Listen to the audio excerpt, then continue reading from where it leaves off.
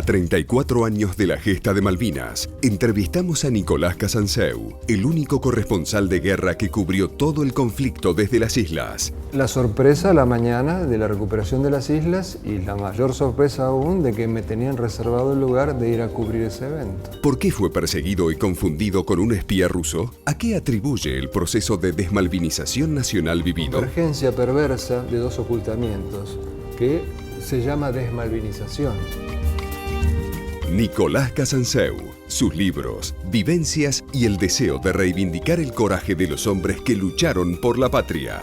Nuestro homenaje a todos los combatientes de Malvinas en Líderes, con la conducción de Cecilia Lucía Puig.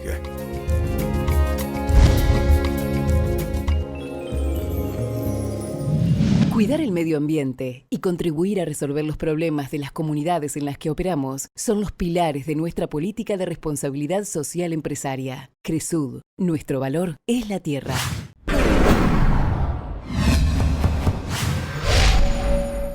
Aprender es mucho más que estudiar.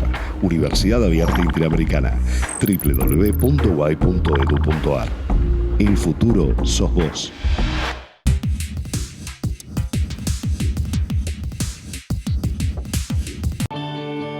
¿Qué harías con más tiempo? Empezó el tiempo de oportunidades del Banco Ciudad. Plazos más largos, sueños más grandes. Banco Ciudad te quiere ver crecer.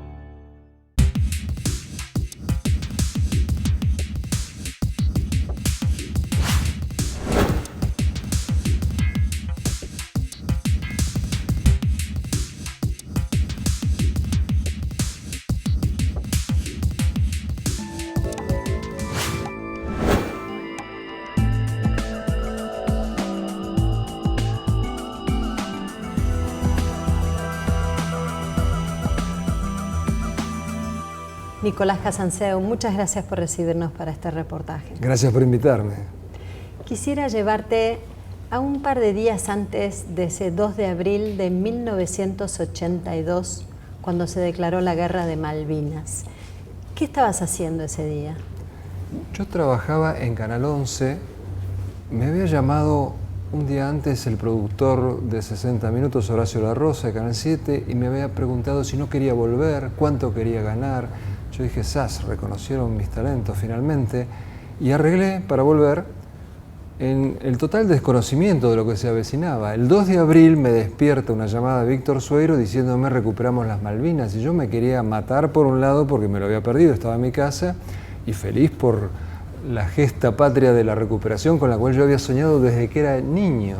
Entonces, el 2 de abril voy cabizbajo a grabar mi promo de reincorporación al noticiero del Canal 7. Le digo, ¿a quién mandaste? Al productor. No mandé a nadie porque fulano tiene que conducir la batalla política, sutana es mujer, mengano tiene asma. Le digo, pero mandame a mí. Ah, bueno, me dijo, simulando inocencia, lo tenía todo planificado. Y así en traje y corbata me fui a Comodoro Rivadavia el 2 de abril. Ese mismo día, cuando fuiste a hablar para ser incorporado a lo que era la televisión pública en ese momento. La sorpresa a la mañana de la recuperación de las islas y la mayor sorpresa aún de que me tenían reservado el lugar de ir a cubrir ese evento. Ahora, ¿vos tenías en algún momento magnitud de que se trataba efectivamente de una guerra? Totalmente. Cuando hablas de recuperación, ¿sabías que estabas frente a una guerra? Totalmente, en todo momento. Y en eso discrepé siempre con la mayoría, inclusive de los militares. Yo andaba por las trincheras en los días de abril y me preguntaban cómo se arregla esto en las Naciones Unidas, Pérez de Cuéllar, etcétera, Belaúnde Terry, y yo les decía, olvídate, esto es una guerra. ¿Con qué situación te encontraste y cómo llegás a las Islas Malvinas? ¿En qué lugar específico estabas? Yo estuve en Puerto Argentino basado y saliendo todo lo que me dejaban, que era poco, porque el ejército ejercía una censura bastante estricta sobre mí, y he podido ir, por ejemplo, varias veces a Darwin, he podido ir a Bahía de Elefantes, pero en general todo lo que estaba bajo control de ejército me estaba bastante vedado. Y encontré la solución de ir al aeropuerto prácticamente día por medio o a veces todos los días, porque ahí estaba la jurisdicción de Fuerza Aérea, que era mucho más flexible para con nosotros, yo y mi camarógrafo, y había acción todos los días. El aeropuerto era bombardeado 3 y 4 veces por día. Entonces teníamos la posibilidad de filmar lo que nos habían mandado a hacer, ¿no es cierto? Imágenes de la guerra. Leí que en los primeros tiempos los soldados estaban en pozos de zorro, como le dicen, con agua, todo el tiempo, esperando a que les dieran una señal de poder salir a combatir. ¿Crees que esa etapa de expectativa caló hondo en el espíritu de los combatientes? Destrozó la tropa, la destrozó. Pasarse casi 2 meses en unos pozos inundados de agua, con frío, con alimentación deficiente y sobre todo en la pasividad. A mí los soldados conscriptos me decían, salgamos y vayamos a buscarlos y acabemos con esto de una vez por todas. Fue un error terrible. El general Menéndez hizo una cuestión de la Primera Guerra Mundial de rodearse con trincheras en una actitud pasiva que mantuvo hasta el último día, contra la voluntad de muchos que querían ir a pelear.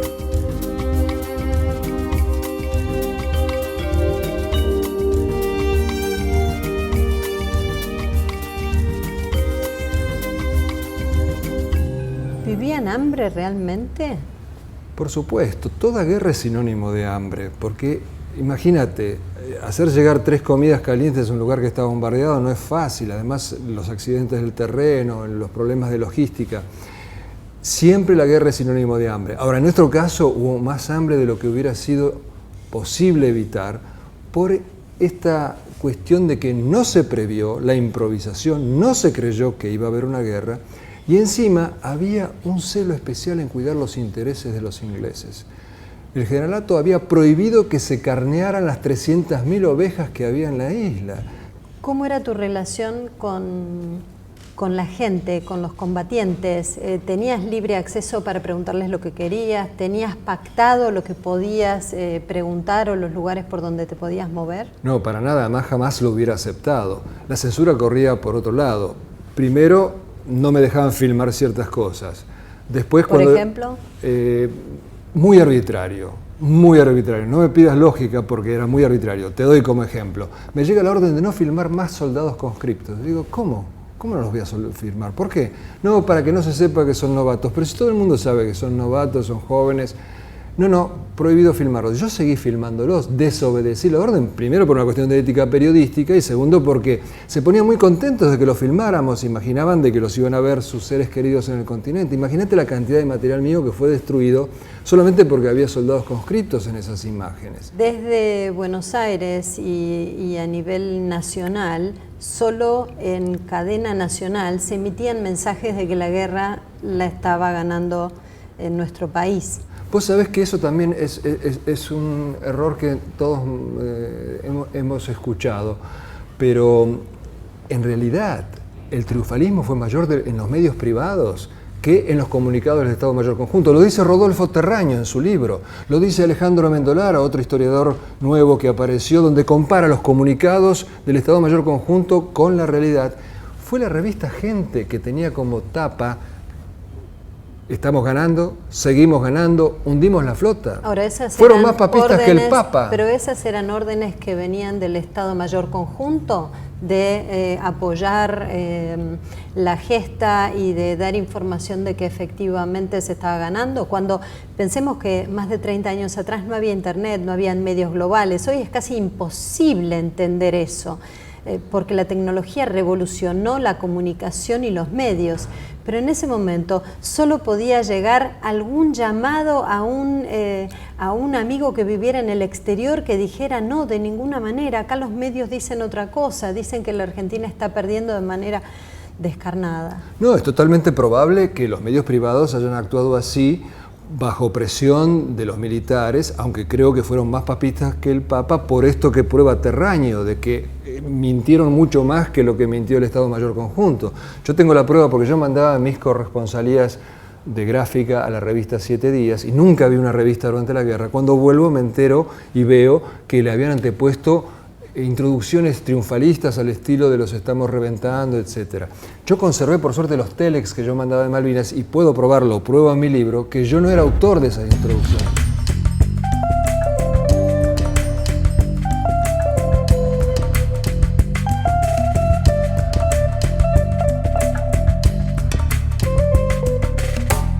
publicaste 2 libros cuando volviste de Malvinas. ¿Qué diferencia hay entre esos 2 libros? Uno que habla del fuego y la sangre, ¿no? Y el otro que recopila las fotografías que fuiste sacando personalmente en esos días de Malvinas. Sí, la diferencia es que un libro, Malvinas a Sangre y Fuego, es un libro de texto con algunas fotos. Y el otro libro, La Pasión según Malvinas, es un libro de fotos con algunos textos bajo cada una de las fotos. Lo que pasa es que yo no soy fotógrafo, pero tenía mi cámara personal. Entonces sacaba, cuando lo estaba trabajando, sacaba fotos para mí. Y los 7 primeros rollos los mandé por derecha al continente con una cartita que decía: las fotos que comprometan la defensa, que se las quede inteligencia, las demás son mías, que se las entreguen a mi familia. ¿A quién se lo mandaste? Se lo mandé a mi mujer, pero nunca le llegó porque secuestraron los rollos de fotos y nunca más aparecieron, ni siquiera los vendieron, los deben haber destruido. 7 rollos, casi 400 fotos del combate de 1 de mayo de Darwin. Cada vez que recuerdo eso, sangro por la herida. Entonces, a partir de ese momento, seguí sacando fotos, pero las empecé a sacar de contrabando, me obligaron a hacer eso. Un aviador naval, Arce, que le voy a estar agradecido toda la vida y que la historia argentina tiene que estar agradecida porque salvó esas imágenes, me las sacaba de contrabando y se las entregaba a mi familia. Y recién 25 años después decidí hacer un libro de fotos. ¿Cómo vivía tu familia tu decisión de haber estado esos 72 días en Malvinas? Por supuesto que mal, sufrían, porque uno cuando ve el peligro no es tan terrible como cuando uno imagina el peligro que corre un ser querido. Por eso mi homenaje a todas las madres, las novias, las esposas de los combatientes, porque vos te imaginás siempre lo peor. Y bueno, también pasaba salvando las distancias en mi caso. Y bueno, también había alguna anécdota medio risueña porque mis hijos eran chicos. Entonces una vez hablando por teléfono con el mayor me dice: papá, vení a verme, que hace mucho no te veo, te extraño. Le digo: pero es que no puedo, no hay manera de que yo pueda salir a visitarte. Pero no, te subís un Mirage y venís. ¿Por qué crees que una vez terminada la guerra de Malvinas se le desconsideró tanto al excombatiente, no se le dio el reconocimiento, aún habiendo perdido, el reconocimiento de alguien que jugó su vida, que peleó con coraje, que honró nuestra patria? Porque hubo una convergencia perversa de 2 ocultamientos que se llama desmalvinización. La desmalvinización no es otra cosa que una forma de censura. La empezaron los militares. Al día siguiente de la caída de Puerto Argentino hubo una orden del nuevo hombre fuerte del régimen que se llamaba General Nicolaides: Malvinas no existió, no hablar de Malvinas. Y después, con el gobierno civil del doctor Alfonsín, siguió esto de los militares trataron de ocultar las miserias de la guerra y el gobierno de Alfonsín trató de ocultar las grandezas. Y en esta convergencia de 2 ocultamientos, al día de hoy, los argentinos no sabemos qué pasó en realidad en las islas. Vos tuviste oportunidad de estar al lado de los combatientes en tierra. ¿Acompañaste en alguna oportunidad alguno de los navíos o a combatientes en Fuerza Aérea? No, lo único que pude acompañarlos es en los helicópteros. He hecho vuelos en helicópteros dentro de las islas, pero no he volado en un avión de combate durante la guerra. Sí tuve la suerte de volar en un Mirage antes de la guerra para una nota periodística. Pero sí, me tenía que mover en tierra, por supuesto que sí.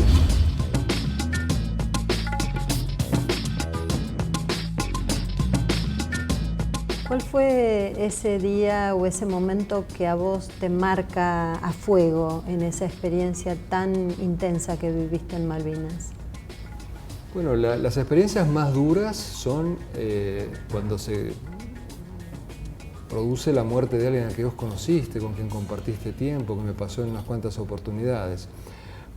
Pero la más fuerte de todas es la del amor, así suene paradójico.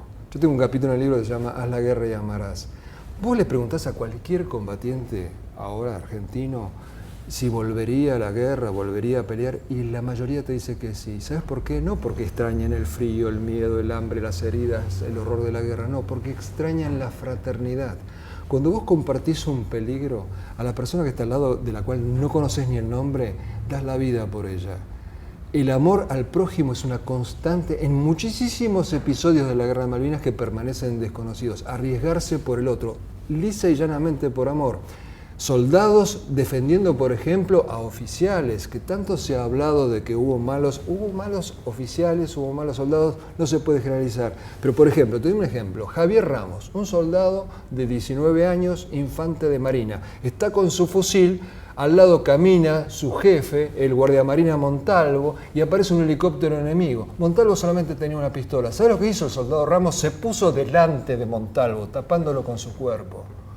¿En qué momento sentiste que podías morir? Bueno, hubo un par de ocasiones, ¿no? Una, por ejemplo, en el aeropuerto me acuerdo muy bien que la onda expansiva de una bomba me tiró para atrás.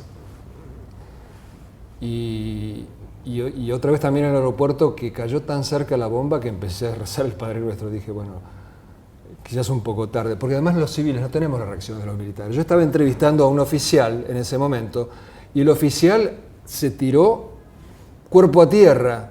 Y yo y mi camarógrafo miramos y abajo había tierra mezclada con aceite y dijimos, no nos tiramos. Bueno, por eso recibimos la onda expansiva, ¿no?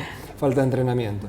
Y después el último vuelo del Hércules, que fue un vuelo realmente suicida. El capitán que llega a último momento trayendo un cañón para reforzar la defensa, dice, yo no entrego mi avión, Menéndez estaba por rendir. Y decidimos con mi camarógrafo subirnos a ese avión en un momento que ya las bengalas inglesas iluminaban el aeropuerto, los cañones estaban tirándole a la pista, había patrullas aéreas inglesas sobre nosotros y nunca me voy a olvidar de que el avión al despegar, en vez de subir, bajó, se pegó al agua y volamos 2 horas totalmente regalados al enemigo y bueno, Dios no quiso que ese Hércules fuera abatido. ¿Cómo se vivía el miedo entre los combatientes? ¿Lo conversaban, rezaban? ¿Cuáles eran esos momentos de angustia, de espera? ¿De qué hablaban? Bueno, el miedo es algo propio del ser humano. El que te dice que nunca tuvo miedo te está mintiendo. Un loco. La diferencia es en la cantidad de miedo. La gran cantidad de miedo paraliza. Y ha pasado.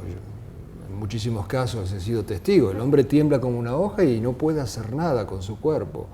Pero la pequeña cantidad de miedo excita. Te pone alerta. Esa adrenalina. El miedo a fracasar.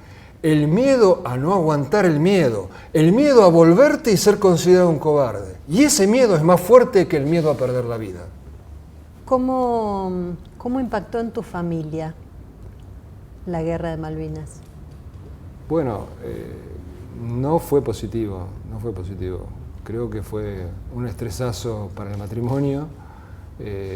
No fue positivo, los chicos sufrieron. Además, vos sabés que los chicos, así como son de espontáneos, también a veces son crueles. En la escuela primaria le dijeron a mis hijos que yo me había muerto, los propios compañeritos, cosas por el estilo. Fue duro.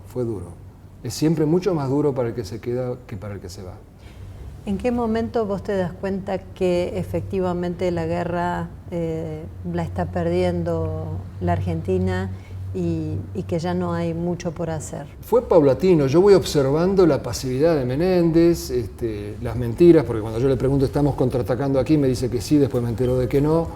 Cuando veo esa pasividad, a pesar de que al mismo tiempo tenía las noticias de que estábamos diezmando con nuestros pilotos a la flota inglesa. ¿Quién te decía eso? Yo hablaba mucho con la gente de inteligencia, sobre todo con la gente de inteligencia de Fuerza Aérea.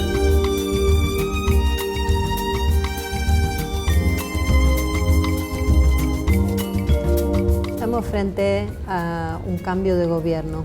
¿Crees que de cara a este nuevo gobierno la actitud hacia Malvinas pueda cambiar? Yo espero de que cambie en el sentido de que el anterior gobierno agitó mucho el tema de Malvinas, pero siempre como una cortina de humo. Siempre como una cortina de humo. No hizo nada realmente concreto. Es más, fue además hipócrita porque la anterior presidente de la nación, por ejemplo, cuando viajó a Vietnam y a unas islitas que hay sospechosas, alquiló un avión británico por $1 millón. ¿De qué compañía? De la misma compañía que abastece a los soldados ingleses en Malvinas. O sea que fueron falsas las banderas de Malvinas del otro gobierno. Yo espero que las banderas de Malvinas de este gobierno sean genuinas y que, sobre todo, sean reconocidos los combatientes por este gobierno y que se termine con la discriminación, por ejemplo, que hay en algunas de las localidades o distritos, donde, por ejemplo, se le paga una pensión de guerra al soldado y no se le paga al cuadro, al sargento o al oficial. Las balas no distinguían entre rangos, soldado, civil o cuadro. Me parece una gran injusticia, y de estas injusticias hay muchas. Espero que este gobierno las resuelva. Vos tuviste que enfrentar la vuelta, y fue una vuelta muy dura. Quisiera que me cuentes en qué momento te desvinculan del canal oficial, un canal que respondía a las órdenes del gobierno militar. Cuando yo vuelvo, me prohíben hablar de Malvinas, presentar notas de Malvinas, entrevistar a los soldados que vuelven de Malvinas, me quitan del noticiero, no me renuevan el contrato, me dejan sin trabajo, y el Servicio de Inteligencia del Ejército me monta una operación de calumnia. ¿Por qué creían que eras un espía ruso? ¿Es cierta esa historia? Sí, es totalmente cierta. Claro, porque se dio una cosa paradójica de, no sé, 1000 periodistas argentinos, el único que cubrió toda la guerra desde las islas fui yo. Y yo, desde ese lugar que yo te mencioné, la central de comunicaciones, donde no había ninguna privacidad, para tener un poco de privacidad, hablaba con mi familia en ruso, porque yo soy de origen ruso y mi familia habla ruso. Y cuando empiezan a volver los prisioneros, me cuentan que los comandos ingleses al entrar en Puerto Argentino me buscaban, y yo al principio me estaba devanando los sesos para qué me buscaban. Después, un oficial de inteligencia de la Fuerza Aérea me lo explicó. Los ingleses escuchaban absolutamente todas nuestras conversaciones, y de repente oyen hablar a alguien en ruso, un ruso perfecto, sin acento. Vos a mí me dejás en medio de Moscú, yo paso desapercibido, que está hablando cosas aparentemente inocentes, pero que podrían ser en clave. Cuando yo decía cómo andan los chicos en el colegio, puede significar cuándo llegan los Mirage peruanos. Decidieron que yo era el hombre de Moscú, en Malvinas, porque no podían creer que de todos los periodistas el único que estaba allí cubriendo toda la guerra era uno que hablaba ruso. Entonces imagínate la cantidad de pateaduras y trompadas que me hubiera ligado de los servicios de inteligencia británicos si me hubieran capturado y yo no hubiera subido a ese avión. ¿Cómo les demuestro que yo no era el hombre de Moscú en Malvinas? ¿En qué momento decidís irte de la Argentina? Mira, yo aguanté bastante. Desde el 82 al 90 trabajé como pude, trabajé en ámbito financiero, donde trabajaste vos también. Algunos empresarios privados como Julio Ramos, como Héctor Ricardo García, me han dado trabajo por espacio de cierto tiempo, pero no podía reubicarme. Y un hombre puede sobrevivir sin todo, menos sin trabajo. Así que la tercera oferta que me hicieron de la televisión norteamericana hispanoparlante, acepté. En el 90 recién me fui, aguanté bastante. ¿A dónde te fuiste y con qué desafío? Me fui a Miami a conducir los noticieros de las 6 y de las 11 de la noche locales, que era la primera vez que los noticieros los conducía un argentino. Vos sabés que en Miami es un feudo cubano. Pero este gerente cubano decidió que era hora de internacionalizar el noticiero y me puso a mí.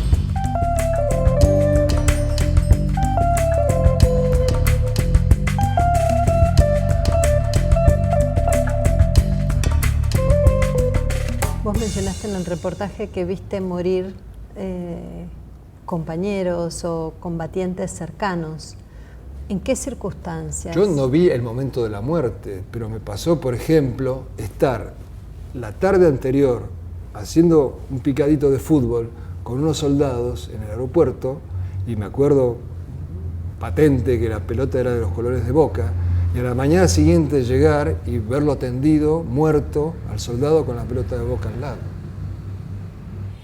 ¿Qué imágenes de las que se colocaron al aire fueron con las que vos más te sentiste identificado? Me emocionó mucho un suboficial herido el 1 de mayo, al que yo estoy entrevistando, y finalmente le amputaron la pierna en una herida gravísima la que tenía. Y así, herido gravemente, me decía que la bandera iba a seguir flameando. ¿Qué es Malvinas para vos?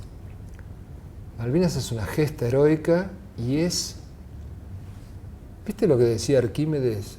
Dame una palanca y te doy vuelta al mundo. Malvinas es la palanca que puede dar vuelta a la sociedad argentina, infundiéndole los valores de nuestros combatientes, si estos son dados a conocer. ¿Cuáles son hoy los valores que a vos te mueven, que aprendiste en Malvinas y que aprendiste en la vida? La abnegación, pensar en el otro. Yo creo que es la fórmula de la felicidad. La felicidad, olvidémonos de la guerra y de Malvinas. La felicidad no es hacer lo que te hace feliz a vos, sino lo que hace feliz al prójimo. No hay cosa que te haga más feliz que hacer feliz al prójimo.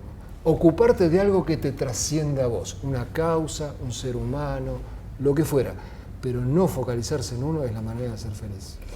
Recibiste una medalla de reconocimiento por tu trabajo y trayectoria en Malvinas. ¿Qué significó para vos ese reconocimiento? Fue muy importante porque después de que yo volví, a mí me calumniaron, me persiguieron, me contaron barbaridades de mí que eran falsas. Estas cosas seguían dando vueltas y seguirán dando vueltas porque la maledicencia es algo que nos atrae a todos y se repite. Y entonces que me condecorara el ejército argentino fue como una reivindicación que para mí fue muy emocionante, enormemente emocionante. Como periodista argentino, ¿cuál crees que ha sido tu principal contribución a nuestra sociedad?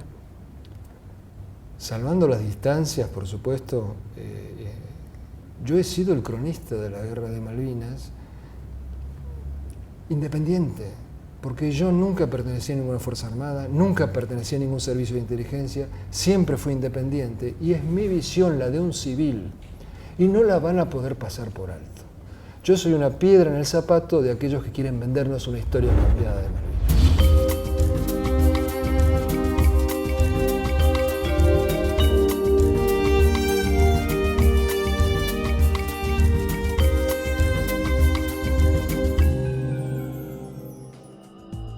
El supremo arte de la guerra es someter al enemigo sin luchar. Sun Tzu, el arte de la guerra.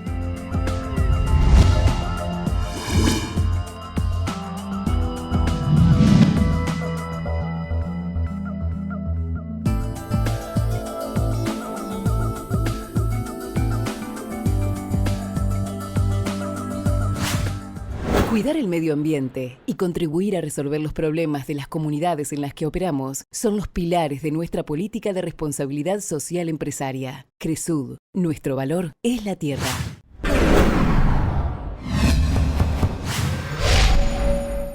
Aprender es mucho más que estudiar. Universidad Abierta Interamericana. www.uay.edu.ar. El futuro sos vos.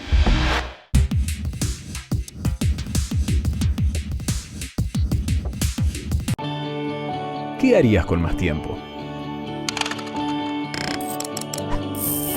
Empezó el tiempo de oportunidades del Banco Ciudad. Plazos más largos, sueños más grandes. Banco Ciudad te quiere ver crecer.